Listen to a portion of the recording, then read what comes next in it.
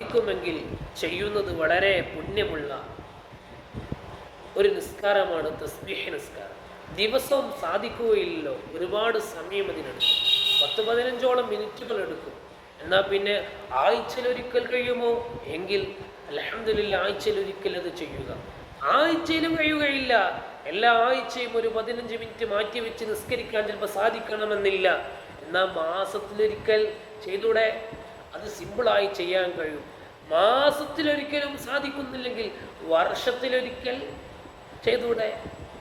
ഇനി വർഷത്തിലൊരിക്കലും ചെയ്യുന്നില്ല, എല്ലാ വർഷം ചെയ്യാൻ കഴിയുന്നില്ല, ചെയ്തിട്ടില്ല എങ്കിലും ജീവിതത്തിലൊരിക്കലെങ്കിലും നിങ്ങൾക്ക് തഹജ്ജുദ്, നിങ്ങൾക്ക് തസ്ബീഹ് നിസ്കരിക്കാൻ സാധിക്കുമെങ്കിൽ അത് വലിയ ഖൈറാണ്, വലിയൊരു അനുഗ്രഹമാണ്.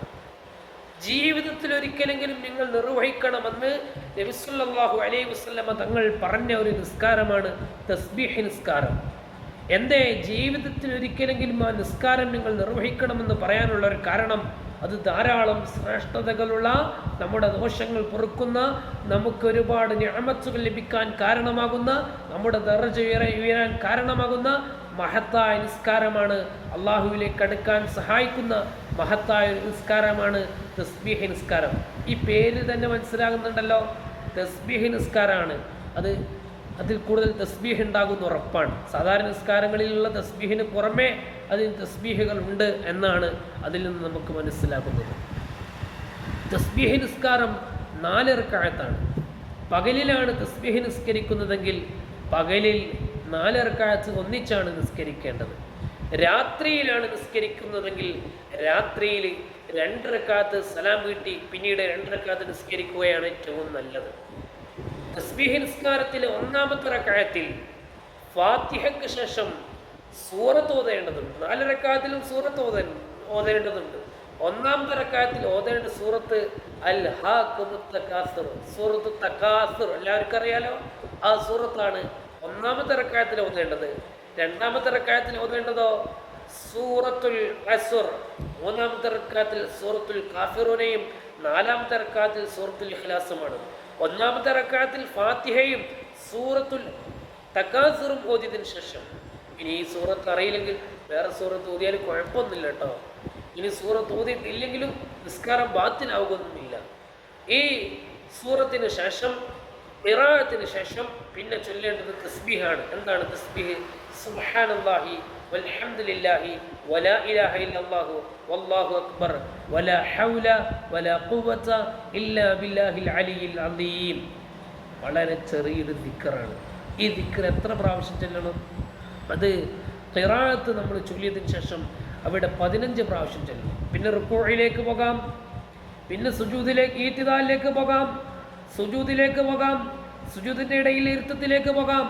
അവിടങ്ങളിലെല്ലാം സാധാരണ നമ്മൾ ചൊല്ലാവുന്ന ദിക്റുകൾ ചൊല്ലിയതിന് ശേഷം ഈ ദിക്ർ സുബ്ഹാനല്ലാഹി വൽഹംദുലില്ലാഹി വലാ ഇലാഹ ഇല്ലല്ലാഹു വല്ലാഹു അക്ബർ വലാ ഹൗല വലാ ഖുവത ഇല്ലാ ബില്ലാഹിൽ അലിയിൽ അദീം എന്ന ദിക്ർ 10 പ്രാവശ്യം ചൊല്ലുക. നേരത്തെ ഖിറാഅത്തിന് ശേഷം 15 പ്രാവശ്യവും പിന്നെ റുക്കൂഇലും ഇഅ്തിദാലിലും സുജൂദിലും സുജൂദിൻ്റെ ഇടയിൽ ഇരുത്തത്തിലും എല്ലാം 10 പ്രാവശ്യം വീതവും ചൊല്ലുക. അതുപോലെ തന്നെ 1-ാമത്തെ റക്അത്ത് കഴിഞ്ഞ് നമ്മൾ 2-ാമത്തെ റക്അത്തിലേക്ക് പോകുമ്പോൾ ഒരു ഇസ്തിറാഹത്തിൻ്റെ ഇരുത്തുണ്ട്. പറഞ്ഞാൽ മനസ്സിലായോ? ഇസ്തിറാഹത്തിൻ്റെ ഇരുത്തം ചെറിയ രൂപത്തിൽ അങ്ങനെ ഇരിക്കാൻ സുന്നത്തുണ്ട്. പെട്ടെന്ന് 1-ാമത്തെ റക്അത്ത് കഴിഞ്ഞ് നേരെ 2-ാമത്തെ റക്അത്തിലേക്ക് വേഗം പോകലല്ല നല്ലത്. ഒരു സുന്നത്തുണ്ട്, ഒരല്പം ഇസ്തിറാഹത്ത്, റാഹത്ത് എടുക്കുന്ന ഒരു ഇരുത്തം ഇരിക്കൽ, ഒരു ചെറിയ സെക്കൻഡുകൾ ഇരുന്നാൽ മതി. അങ്ങനെ ഇരുത്തത്തിലാണ് തസ്ബീഹ് അവിടെ ചൊല്ലേണ്ടത്. ഒന്നുകൂടെ പറയാം, സൂറത്തുൽ ഫാത്തിഹയും അതുപോലെ തന്നെ ശേഷം നമ്മൾ ഓതുന്ന സൂറത്ത്, 4 സൂറത്തുകൾ പറഞ്ഞല്ലോ, ഓരോ റക്അത്തിലും ഓരോ സൂറത്തുകൾ ഓതുക. ആ സൂറത്തിന് ശേഷം നമ്മൾ ചൊല്ലേണ്ടത് സുബ്ഹാനല്ലാഹി വൽഹംദുലില്ലാഹി വലാ ഇലാഹ ഇല്ലല്ലാഹു വല്ലാഹു അക്ബർ എന്ന ദിക്ർ ചൊല്ലണം.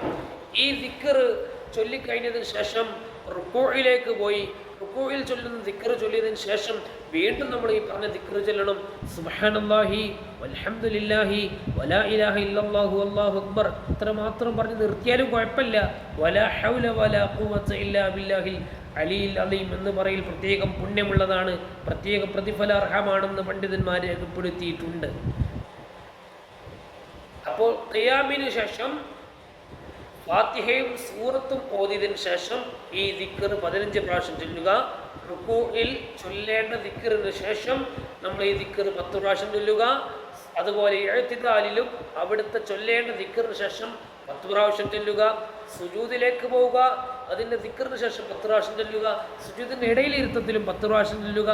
പിന്നീട് സുജൂദിലേക്ക് പോകുമ്പോൾ 10 പ്രാവശ്യം ചൊല്ലുക. സുജൂദിൻ്റെ ദിക്റിന് ശേഷം ആ ഒന്നാമത്തെ റക്അത്ത് കഴിഞ്ഞ് ഖിയാമിലേക്ക് പോകുമ്പോൾ ഇസ്തിറാഹത്തിൻ്റെ ഇരുത്തമിരിക്കുക.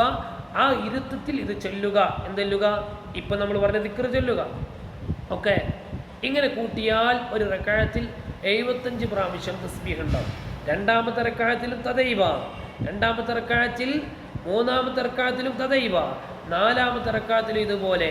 ഒരു റക്അത്തിൽ 75 പ്രാവശ്യം ഓതുമ്പോൾ ടോട്ടൽ റക്അത്തുകളിൽ 300 പ്രാവശ്യം ഈ തസ്ബീഹ് കടന്നു വരുന്നുണ്ട്. അപ്പോൾ തസ്ബീഹ് നിസ്കാരം എന്ന് പേര് വെച്ചതിൽ വല്ലാത്തൊരു ബന്ധമുണ്ടെന്ന് മനസ്സിലായല്ലോ. 300 പ്രാവശ്യം തസ്ബീഹ് ചെല്ലുന്ന വേറൊരു നിസ്കാരമില്ല. 300 പ്രാവശ്യമാണ് ഒരു നിസ്കാരത്തിൽ ഈ തസ്ബീഹ് ചെല്ലുന്നത്. ഒരല്പസമയമെടുക്കും, 10 മിനിറ്റും 15 മിനിറ്റും, ചിലപ്പോൾ ചില ആളുകൾക്ക് 20 മിനിറ്റൊക്കെ എടുത്തേക്കാം.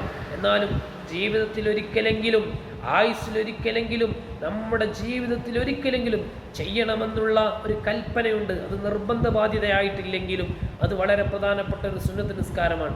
ആരും ഉപേക്ഷിക്കരുത്. ഈ റമളാൻ ഫലപ്രദമായി ഉപയോഗപ്പെടുത്തുകയും ഈ നിസ്കാരം നമ്മൾ നിസ്കരിക്കുകയും ചെയ്യുക. അല്ലാഹു സുബ്ഹാനഹു വ തആല മുത്തഖീങ്ങളായ സ്വാഇമീങ്ങളിൽ അല്ലാഹു നമ്മെ ഉൾപ്പെടുത്തി അനുഗ്രഹിക്കുമാറാവട്ടെ. അസ്സലാമു അലൈക്കും വറഹ്മത്തുള്ളാഹി വബറകാതുഹു.